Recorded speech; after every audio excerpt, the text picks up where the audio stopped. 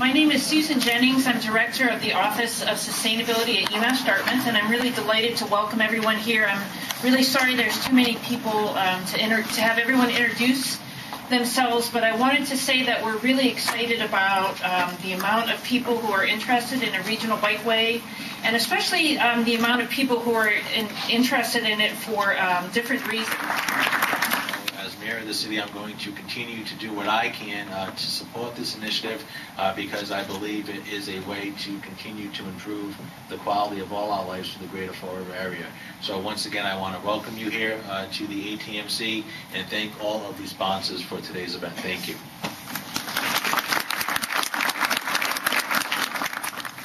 Good afternoon and welcome to the Southcoast Regional Bikeway Summit. It's a pleasure to be here on behalf of Mayor Scott Lang and the City of New Bedford. This summit is the beginning of a very important step in our region's future. As we engage with the many struggles that press on our region, such as obesity rates, economic development, creating healthier communities, and more, the Southcoast Bikeway can be a key component in the making of a viable and healthy South. Thank you to UMass Dartmouth and the Council on Sustainability, Southeastern Regional Planning and Economic Development District, and all the speakers and guests for making this summit possible. I look forward to the outcomes of the day and next steps as we further venture into this project. Thank you and enjoy the afternoon. Now I'd like to introduce Adam Recchia, who many of you know, who is a transportation planner at Surbid and who's been probably the biggest advocate for developing a regional bikeway. Adam? Thank you, Susan. And good afternoon, everyone. Thanks, everyone, for coming. We're really impressed with this turnout. So I just wanted to give a brief introduction to what we have dubbed as the Southcoast Bikeway. Now, we're required to do this plan every 4 years. So the last one we did was in 2007, and then we're currently updating one right now. It's in draft form, and it's on our website for everyone to see. So the Southcoast Bikeway is a component of the bicycle section to this plan.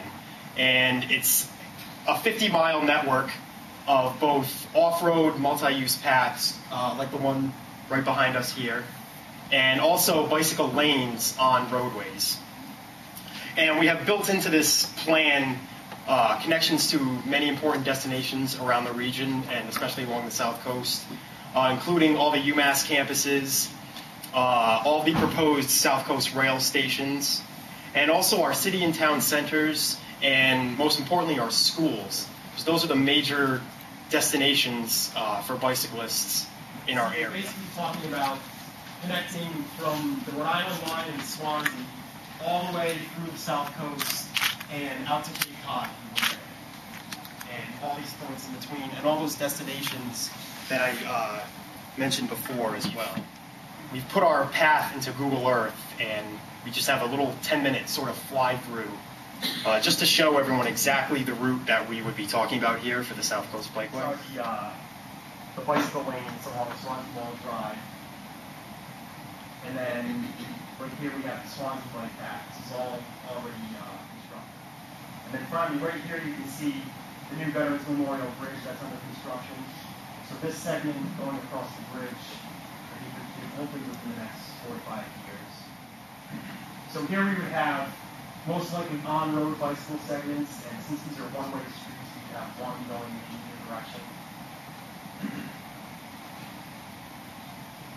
And then along here, this is the start of the Quequechan segment, just north of 195. That would then pass underneath 195 and 24, behind the old mill buildings here, and then finally here we are right now. The segments that I mentioned is already being constructed. We're going to look at how do we successfully do that.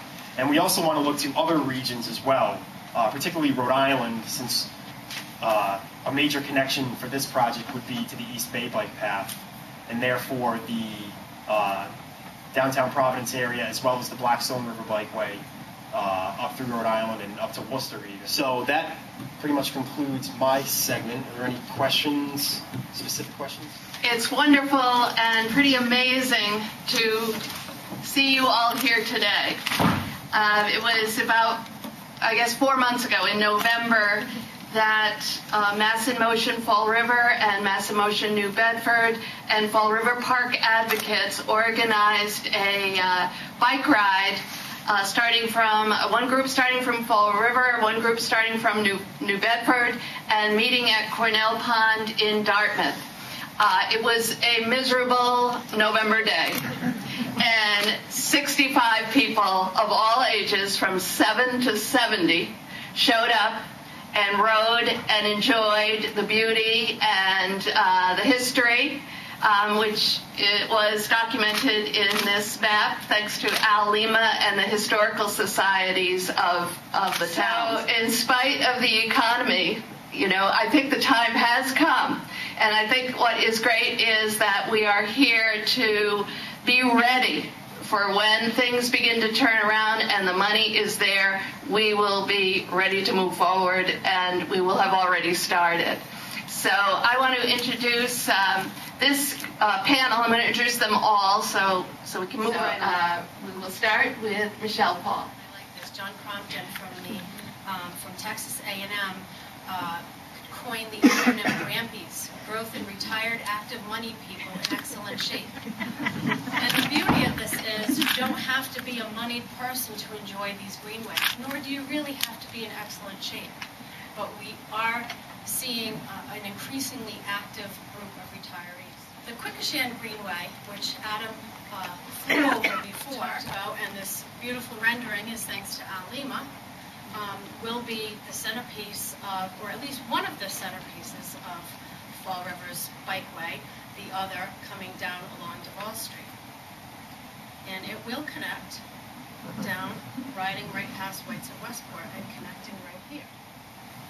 There are a lot of complementary redevelopment projects going on in the city right now, or in the planning stages, that will enhance the use of the bike path, but also in their own way create not obstacles but challenges to coordination. Ramp replacement, part of the Accelerated Bridge Program, is going to reconfigure the connection of Route 79 and 195 and get rid of this viaduct, but will allow for connections at grade, and there will be a shared use path that will be coming along in this direction, creating more connectivity with the waterfront, and also increasing the visibility of the beautiful. Is the actual planning for the relocation and hopefully depression of Route 79 so that it's not elevated and it's not disconnected from Duval Street.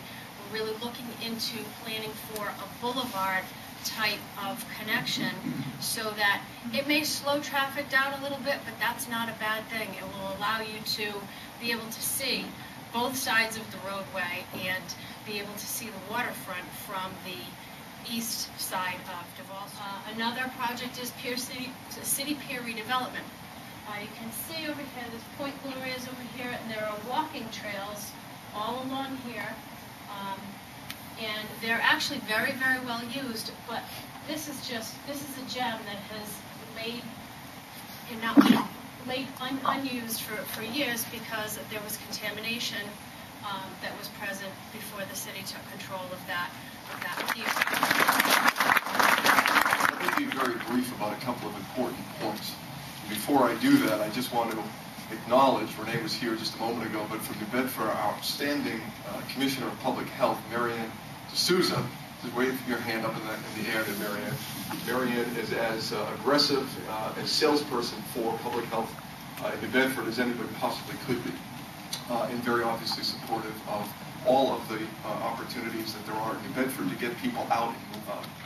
Everybody here recognizes the value of public pathways, pedestrian access, bikeways, and the importance of public health. The challenge for us is to get beyond these walls and to communicate to the various constituencies that are so important to make all of what Adam laid out earlier a reality. And from my vantage point, coming from a jobs perspective, there is no question that connecting jobs and investment to quality of life and the value that a community feels around kids and public health is inextricably linked. The two are tied together. You cannot remove the two of them. And when we are dealing, as we are in Fall River and New Bedford, with, frankly, third-tier competitive markets, it is not just the economic base. It is not just the workforce.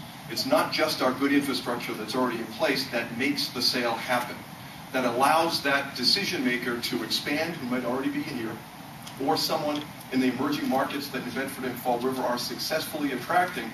It is, what does that community's leadership team value? How is it translated into community planning? Is there planning that sits behind what a couple of people invariably are just saying?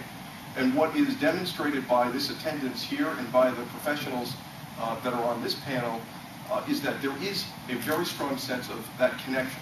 Now, a very real challenge is getting that word out. So, the last thing I'd like to say is that there is something that's very important on the table.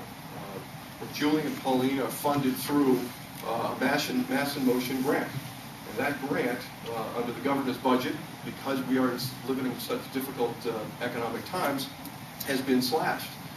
So one of the takeaways from today, all of us, has to be the recognition that it takes people on the ground in the middle of these kinds of projects, supported by Serpent and others, to keep this ball rolling forward.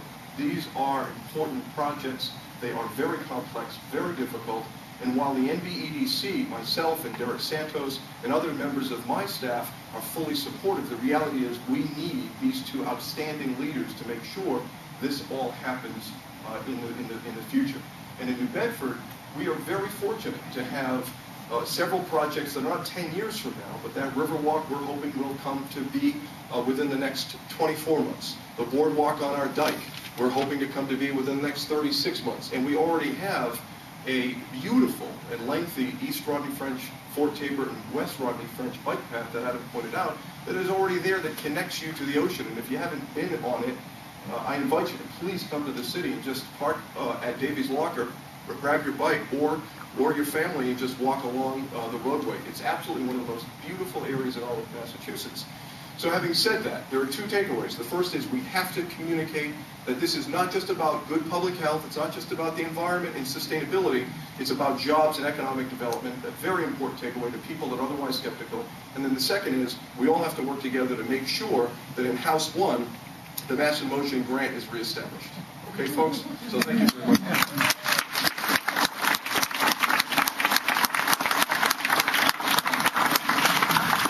We're going to take a 5-minute break while we wait for the other panels to get up here. And I want to thank all of our panelists for great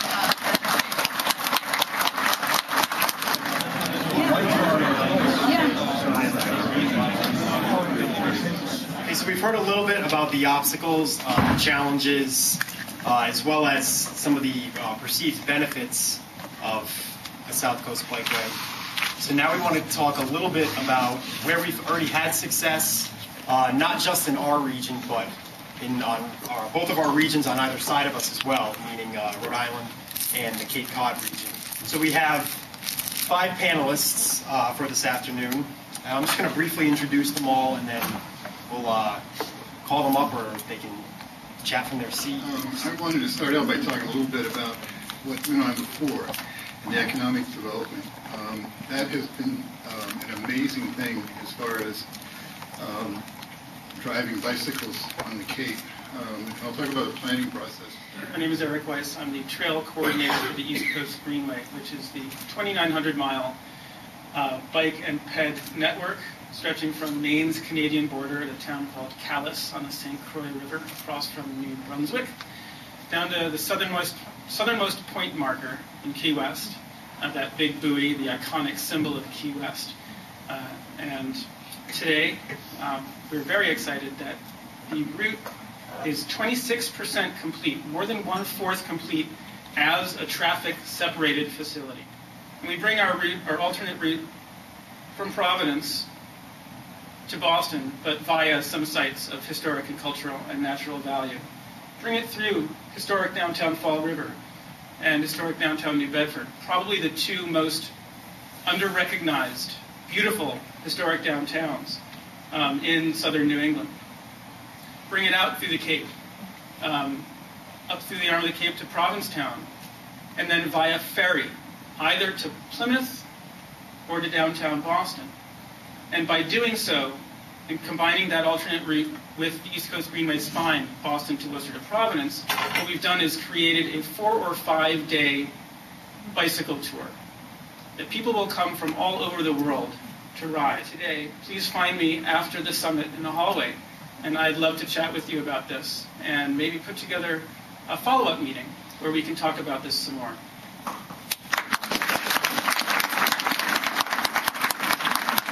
For inviting me here today. I've been fortunate enough to work on a number of projects in the southeast Mass area, and I actually live in North Attleboro, part of Serpents. My corporate title, my title is Corporate Director of Bicycle and Pedestrian Transportation, which is a long formal term for the bike guy at VHB. That's how everybody pretty much knows me. So yeah, I am an engineer that spends most of my time working on bike facilities. I'm also a cyclist. I'm a member of the National Mountain Bike Patrol. We do a patrol unit on the Blackstone River Bikeway, which I was fortunate enough to be involved with.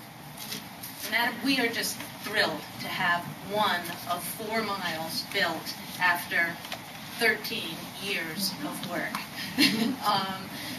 And one of the things, it's been a long road for the people in Mattapoisett to get that 1 mile. We're very close, very hopeful that we will be getting another mile in the next few years. We're getting closer and closer. But I'd also like to point out that most of the work in the town to get that mile has been done by volunteers. I would like to encourage anybody who is really interested in getting bike paths done in Massachusetts to get out there and volunteer, and that's because it takes every month of a bike path committee meeting in order to get a little bit of progress. It is a lot of hard work, and it's definitely worth it. And finally, we have Nancy Durfee from Serpent, who's going to briefly touch upon how the Southcoast Rail project is going to hopefully connect with our Bikeway project. A phrase was coined that this is a smart growth project with a train running through it. So that's really why we're here. When Governor Patrick first came into office, this was his top priority, and he did a wise thing in hiring Christina Egan to spearhead this project. And she has not a transportation background, but she has a smart growth background, and that is the difference between just it being a train project and it being a smart growth project. But now it's very exciting to introduce the newly sworn in today Commissioner of Conservation and Recreation for the state of Massachusetts. Ed.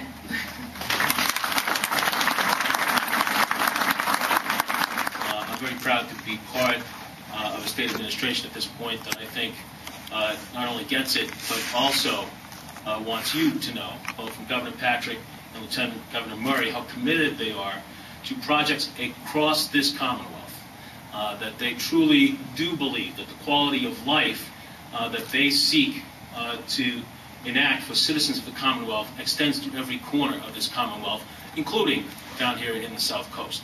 And so I bring their greetings, I bring their gratitude for your efforts and for your coming together.